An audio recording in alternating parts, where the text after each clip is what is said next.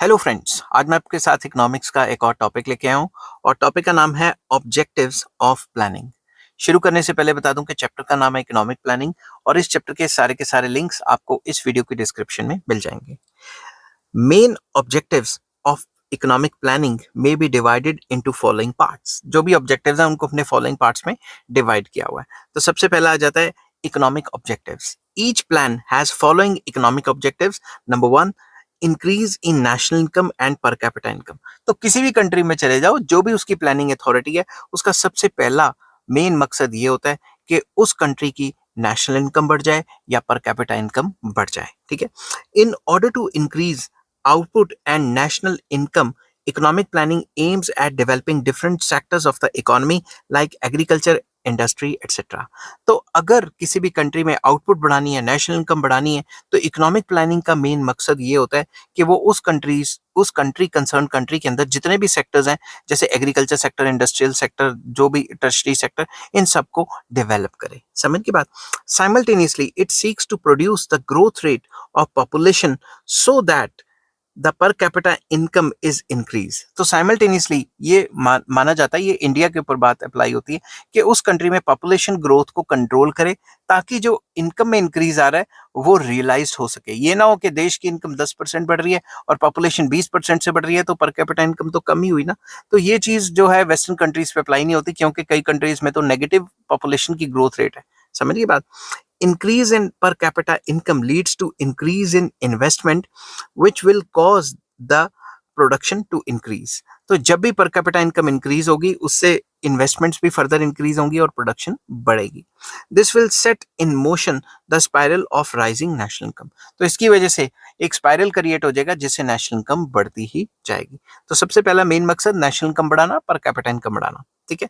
Next आ जाता है ऑब्जेक्टिव प्लानिंग का reduction of inequalities in income. जो अमीर और गरीब के बीच में जो गैप है उसको कम करना। ठीक है। बिल्कुल खत्म तो किसी भी कंट्री में नहीं हो सकता। Each welfare economy aims at reducing economic disparities. जितनी भी वेलफेयर इकोनॉमीज है उनका मेन मकसद यही है कि जो इकोनॉमिक डिस्पैरिटीज है वो कम से कम हो जाएं। Economic inequalities give rise to class struggle. जितनी ज्यादा इनइक्वालिटीज होंगी उतना क्लास स्ट्रगल हो जाएगा, अमीर गरीब के बीच में स्ट्रगल शुरू हो जाएंगे, दंगे फसाद भी हो सकते हैं।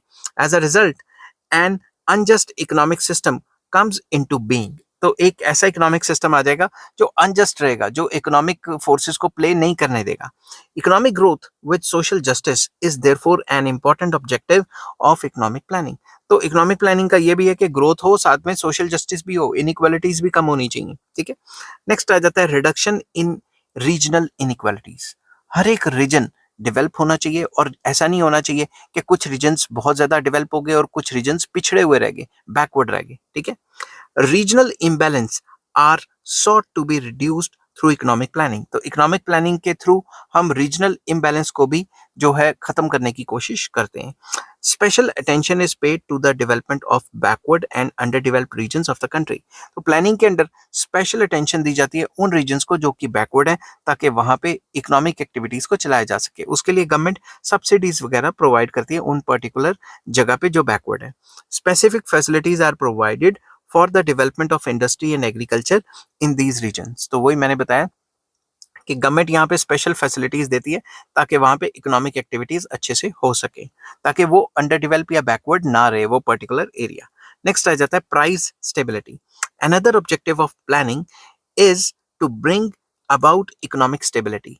तो प्लानिंग का मेन मकसद ये भी है कि स्टेबिलिटी लेके आनी है। ऐसा नहीं कि बहुत ज्यादा इन्फ्लेशन है या रिसेशन चल रहा है इकोनॉमी में, ठीक है ना, एक तरफ इन्फ्लेशन एक तरफ डिफ्लेशन, ऐसा नहीं होना चाहिए। स्टेबलाइज सिचुएशन होनी चाहिए, ना ही एक्सेस डिमांड होनी चाहिए ना ही डेफिशिएंट डिमांड होनी चाहिए। समझने की बात। Attempts are made to prevent violent changes in prices and insulate the economy from inflation and deflation. तो मेन मकसद ये रहता है कि इकोनॉमी को बहुत ज्यादा जो है बूम पीरियड से भी बचा के रखो और बहुत ज्यादा डिप्रेशन या रिसेशन से भी बचा के रखो। इकोनॉमी को स्टेबलाइज करो, प्राइसेस को स्टेबलाइज करो। ये नहीं कि एक दिन प्राइसेस बहुत ज्यादा बढ़े हुए हैं और दूसरी तरफ फ्लक्चुएशन इतनी है कि प्राइसेस बहुत ज्यादा गिरे हुए हैं। समझ गए बात। नेक्स्ट आ जाता है economic development. One of the main objectives of economic planning in underdeveloped countries is to achieve all-round development of the economy by removing obstacles in the way of economic development। तो economic development भी एक economic planning का main मकसद रहा है। जितने भी under developed countries हैं वो ये सोचते हैं कि हम प्लानिंग के थ्रू इकोनॉमिक डेवलपमेंट को हासिल करें, और उसको हासिल करने के लिए जितनी भी रुकावटें हैं, जितने भी ऑब्स्टेकल्स हैं, उनको रिमूव करना। In order to break the vicious circle of poverty prevailing in these countries, it becomes necessary to have balanced growth in the economy. तो इन अंडर डेवलप्ड कंट्रीज में अगर हमने गरीबी को खत्म करना है तो हमें जो बैलेंस ग्रोथ है उसको अचीव करना पड़ेगा, ताकि सारे सेक्टर्स में बैलेंस क्रिएट हो। ठीक है, all sectors of the economy are sought to be develop, मतलब सारे के सारे सेक्टर्स को डेवलप करना, तभी तो ओवरऑल इकोनॉमिक डेवलपमेंट होगी ना। ये तो नहीं एग्रीकल्चर को डेवलप कर दिया, इंडस्ट्री है ही नहीं तो इकोनॉमिक डेवलपमेंट हुई। ऐसी डेवलपमेंट को डेवलपमेंट नहीं माना जाता। नेक्स्ट आ जाता है full employment. Another objective of economic planning is to augment the opportunities of employment. तो फुल एम्प्लॉयमेंट भी अचीव करना इसका मेन ऑब्जेक्टिव रहता है इकोनॉमिक प्लानिंग का, कि सब लोगों को जो काम करना चाहते हैं उनको काम मिले। Full utilization of man power is a desirable and possible target of each country. हर एक कंट्री ये चाहती है इकोनॉमिक प्लानिंग के थ्रू, या फिर वैसे भी चाहती है कि जितने बंदे काम करना चाहते हैं सबको काम मिले और अनएम्प्लॉयमेंट ना हो। Every plan seeks to provide employment to maximum number of people. तो जो भी सरकार प्लान बनाती है कि ऐसे करेंगे वैसे करेंगे, उसमें सरकार का यही मकसद रहता है कि ज्यादा से ज्यादा लोगों को जॉब्स मिले। नेक्स्ट आ जाता है fuller utilisation of available resources. जितने भी अवेलेबल रिसोर्सेज है उनकी फुलर यूटिलाइजेशन करनी है। Chief objective of economic planning is fuller utilisation of country's natural resources. तो कंट्री के जितने भी नेचुरल रिसोर्सेज है उसको फुली यूटिलाइज करना भी इकोनॉमिक प्लानिंग का मेन मकसद रहता है। Every country is endowed with large number of natural resources. हर एक कंट्री के पास कुछ ना कुछ रिसोर्सेज तो हैं ही। To utilize these resources fully, large financial and human resources are required. तो इन नेचुरल रिसोर्सेज को इस्तेमाल करने के लिए पैसा भी चाहिए और इंसान की मेहनत भी चाहिए, स्किल्स भी चाहिए। ठीक है, thus full and proper use of the available resources is possible by the government through the mechanism of economic planning। तो इकोनॉमिक प्लानिंग के थ्रू ही गवर्नमेंट जो है इन रिसोर्सेज को फुली यूटिलाइज कर पाती है। तो मेन मकसद ये होता है कि जो भी गवर्नमेंट के पास जो कंट्री के रिसोर्सेज है उनको फुली यूटिलाइज करना। नेक्स्ट पॉइंट आ जाता है सेल्फ सफिशिएंसी, मतलब अपने पैरों पे खड़ा होना, ज्यादा से ज्यादा सामान खुद बनाना और जो इंपोर्ट एक्सपोर्ट है उस पर डिपेंडेंस कम रखना। ठीक है, almost all the countries of the world are interdependent.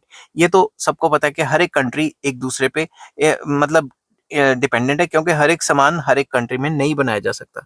But too much dependence on other countries can be detrimental. अगर हम कुछ ज्यादा ही किसी और कंट्री पे डिपेंड करने लगे तो वो कंट्रीज हमारा फायदा भी उठा सकती हैं। Hence one of the objectives of economic planning is to attain self sufficiency in economic sector। तो हर एक कंट्री का ये जो है इकोनॉमिक प्लानिंग का एक ऑब्जेक्टिव रहता है कि हम दूसरे कंट्रीज के ऊपर कम डिपेंडेंस दिखाएं और खुद ज्यादा से ज्यादा काम करें। To that end increasing of production to meet the needs of the country is imperative. तो इसके लिए हम विद इन द कंट्री माल बनाते हैं ताकि हम कंट्री की नीड्स को पूरा कर सकें। Economic planning also aims eight achieving favourable balance of payment. तो इकोनॉमिक प्लानिंग का मकसद ये भी होता है कि हम अपने बैलेंस ऑफ पेमेंट्स को फेवरेबल करें, मतलब एक्सपोर्ट्स ज्यादा से ज्यादा करें और इंपोर्ट्स कम से कम करें। अब इसकी इंप्लीकेशंस क्या होती हैं वो ट्रेड वाले चैप्टर में डिस्कस करेंगे। ठीक है, नेक्स्ट आ जाता है reconstruction. Another significant objective of economic planning is to reconstruct the war-ravaged economy or an economy disrupted by natural calamities, etc. etc. तो बेसिकली हर एक इकोनॉमी में कोई ना कोई पंगा चलता ही रहता है। जैसे अमेरिका भी ले लो, कभी बाढ़ आ गई वहां पे, कभी फ्लड्स आ गए, कभी हरिकेन आ गया, कभी कुछ आ गया, कुछ ना कुछ तो डिजास्टर्स चलते रहते हैं। इवन कुछ नहीं चलता तो किसी ना किसी कंट्री में कोई ना कोई वॉर चलती रहती है। तो हर एक कंट्री का मेन मकसद ये होता है कि ऐसी प्रॉब्लम से इकोनॉमी को निकालना और ऐसी प्रॉब्लम से जितनी भी डिस्ट्रक्शन हुई है उसको रिकंस्ट्रक्ट करना इकोनॉमी को। नेक्स्ट आ जाता है सोशल ऑब्जेक्टिव्स। सामाजिक ऑब्जेक्टिव्स क्या है? In reality the objective of planning is the economic, social and political development of man. तो ये तो सबको पता है कि असल जिंदगी में जो प्लानिंग है उसका मकसद ये है कि इकोनॉमिकली, सोशली एंड पॉलिटिकली इंसान की डेवलपमेंट करना। Many objectives of planning are therefore related to social welfare. तो ज्यादातर प्लान जो इंसान की वेलफेयर से रिलेटेड है। Main social objectives of the planning are number 1 social security. तो जितनी भी कंट्रीज हैं वो ये प्लान करती हैं कि हम अपने सिटीजन्स को ज्यादा से ज्यादा सोशल सिक्योरिटीज प्रोवाइड करें। In capitalist countries, poor and resourceless people are haunted by the feeling of social insecurity. जितनी भी कैपिटलिस्ट कंट्रीज है उसमें जो गरीब लोग हैं, जो रिसोर्सलेस, जिनके पास पैसा नहीं है, उनको हमेशा डर लगा रहता है कि उनकी सोशल सिक्योरिटी है ही नहीं, ठीक है।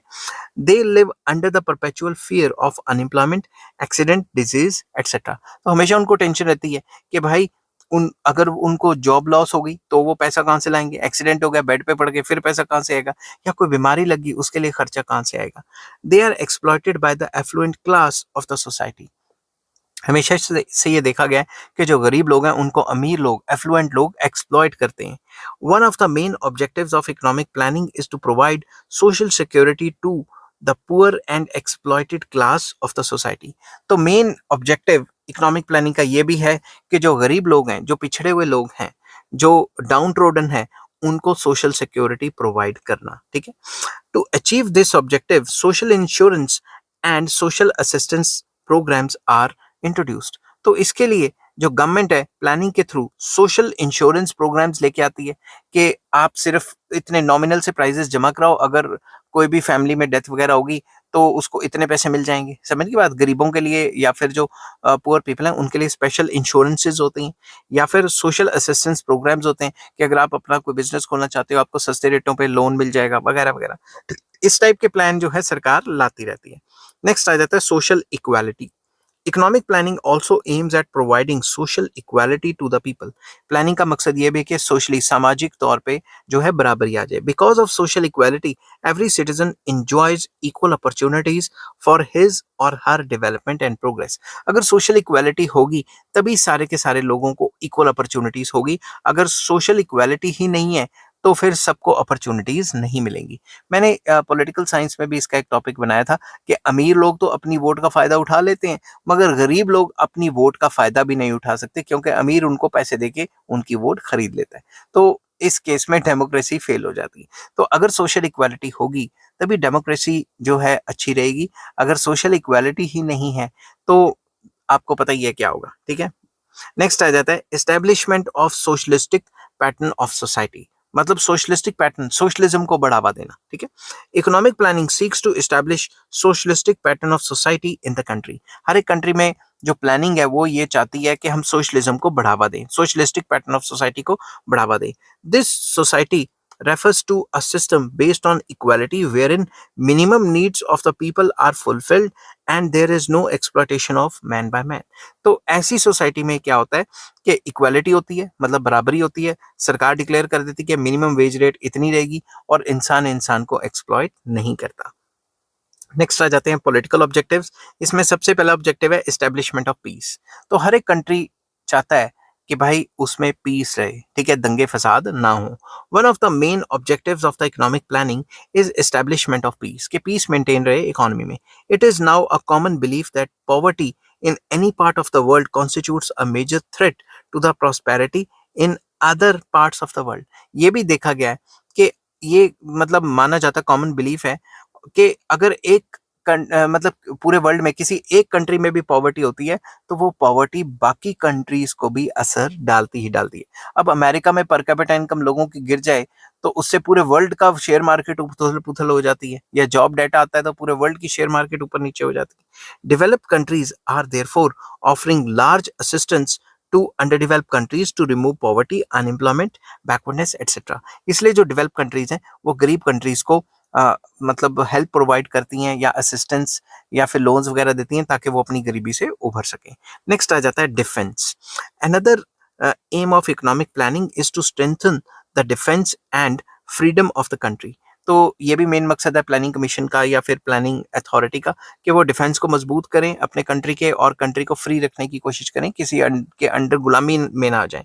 Economic planning development and economic planning, development and defence are treated as supplementary to one another. तो इकोनॉमिक प्लानिंग ले लो या डेवलपमेंट ले लो या डिफेंस ले लो, ये सप्लीमेंट्री माने जाते हैं, ये एक दूसरे के साथ इंटर रिलेटेड होते हैं। Economic planning helps in making a country strong economically and self sufficient in the matter of defence. तो अगर हम अच्छा प्लान करके चलेंगे तो उस पर्टिकुलर कंट्री को इकोनॉमिकली स्ट्रॉन्ग भी कर सकते हैं और उस कंट्री को सेल्फ सफिशिएंट कर सकते हैं in the matters of defence. ठीक है, प्लान करेंगे तभी तो वो सारी चीजें डिफेंस की घर में बनानी शुरू कर देंगे, बजाय इसके कि बाहर से खरीदते फिरें किसी और कंट्री से। In short, objective of economic planning is to establish a just and developed economy by proper utilisation of country's resources. तो अगर इसको शॉर्ट में कंक्लूड करें तो मेन ऑब्जेक्टिव इकोनॉमिक प्लानिंग का क्या है कि अपने कंट्री को अच्छा बनाना, डेवलप बनाना और अपने कंट्रीज के रिसोर्सेज को फुली यूटिलाइज करना। आई होप ये वीडियो आपको पसंद आई होगी। अगर पसंद आती है तो please like, share and subscribe. Take care, bye bye.